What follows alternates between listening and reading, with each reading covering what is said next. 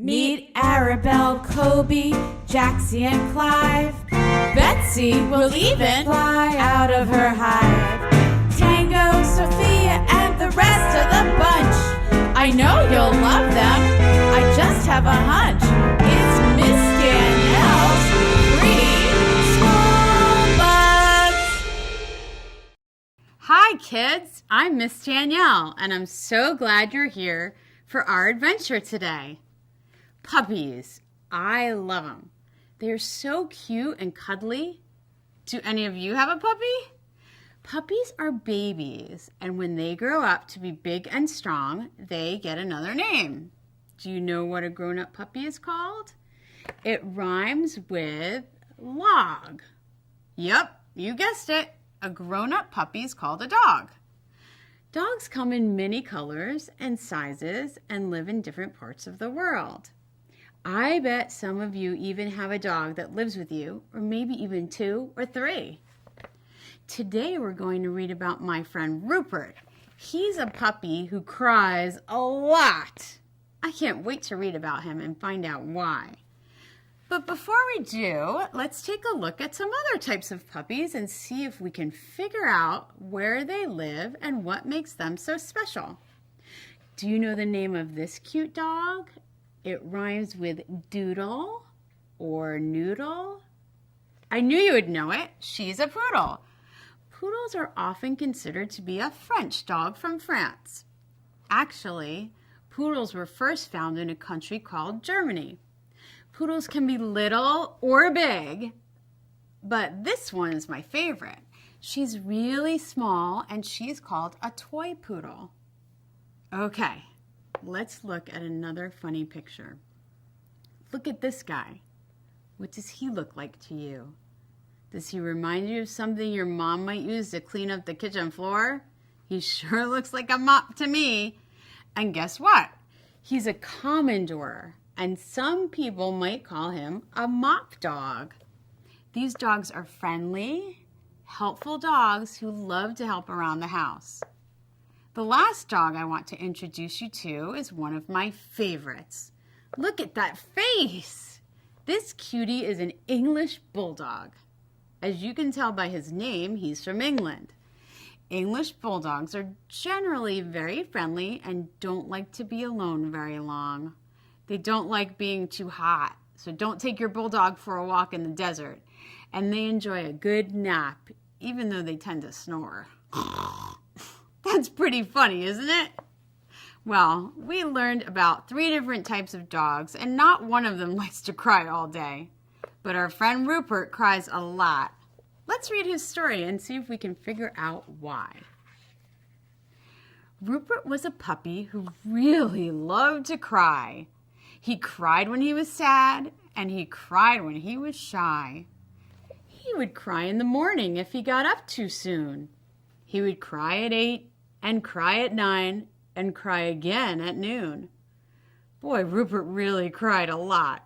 Seems like he cried for most of the day. Do you cry when you wake up in the morning? I'm too tired to cry when I get up in the morning. At school, he would cry if Mommy left too fast. He would cry when online if he was made the last. He would cry if the snack was not his first pick. He'd cry that his tummy hurt and he was sick. I know a lot of little boys and girls that cry when they don't get their first pick. I think I might have even cried once or twice when I was a little girl if I didn't get a cherry ice pop. Can you think of a time when you cried about not getting something you wanted? I bet we all have. But something seems a little different about Rupert. Let's keep reading and see what happens. He would cry if it was time for art and he'd rather go outside. When other friends sat in his seat, he cried and cried and cried. He would cry if his favorite book wasn't read that day. He would cry every single time he didn't get his way. And then one day he tried to cry and something strange occurred. He cried and cried and cried and cried. It really was absurd. His face was dry. His eyes were too. He could not cry a single tear. He did not know what to do. So let's think. Do you have any idea what Rupert could do? If he has no tears, how can he show people that he's upset? He cried so much all night and day until he had cried all his tears away. Rupert was confused. Where were all his tears? Had he used them all up since he'd cried all these years? Could it be true? Could his tears be no more? Rupert stomped both his feet and fell to the floor. But this time when he fell, Rupert landed on his knee. He let out a scream. "Oh, someone, please, please help me." Oh no! What's Rupert gonna do now?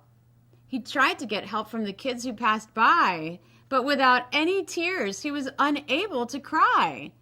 He had used them all up to complain and to pout. He'd never used words to work anything out. But now Rupert had boo-boos on both of his knees. He went up to his teacher. "Will you help me, please?"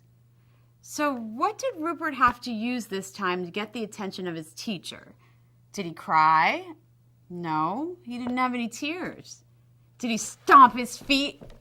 A little, but no one paid any attention.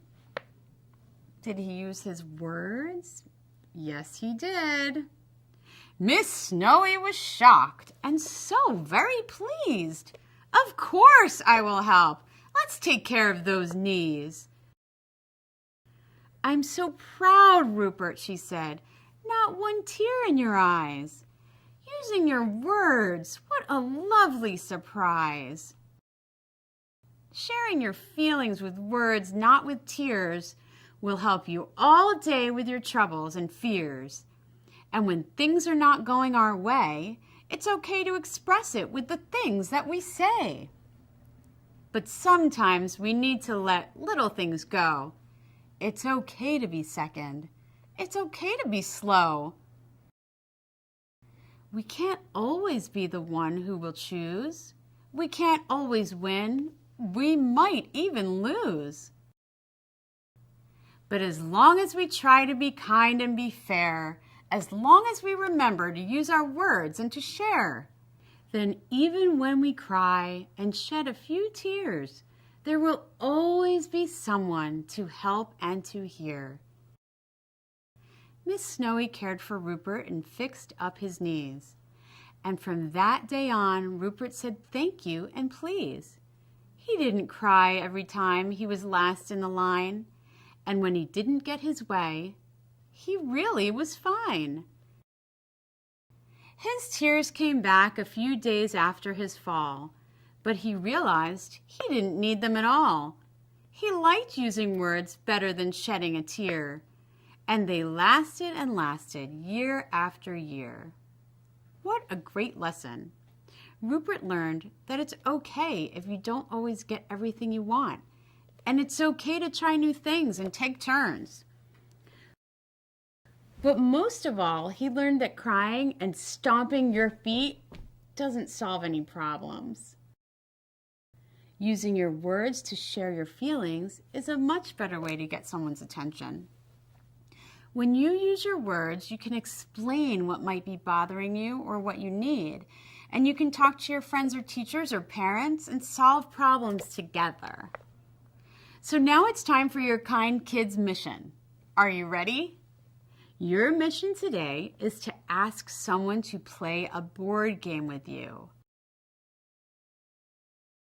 Your favorite game.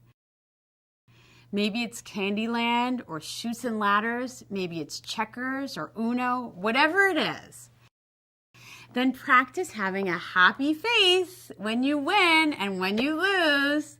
I know that can be hard sometimes, but give it a try. It might be tough at first. I don't know anyone who doesn't like to win, but just see how happy it makes your friends when you show that you are happy for them. But before you leave to start playing your favorite game, can we sing one of my favorite songs? It's our goodbye song. Are you ready? Let's sing it together.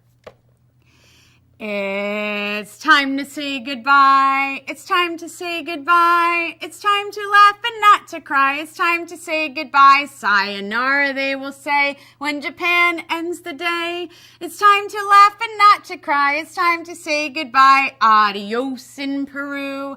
In France, they bid adieu. It's time to laugh and not to cry. It's time to say goodbye. Italy says ciao. It's time to go for now. It's time to laugh and not to cry. It's time to say goodbye. Bye-bye. See you next time. I'm Miss Danielle. I would like to invite you to bring the Preschool Buds experience home. Visit us at daniellelindner.com, where you will find activities, coloring pages, a fun-filled newsletter just for parents and kids, and all of Miss Danielle's Preschool Buds.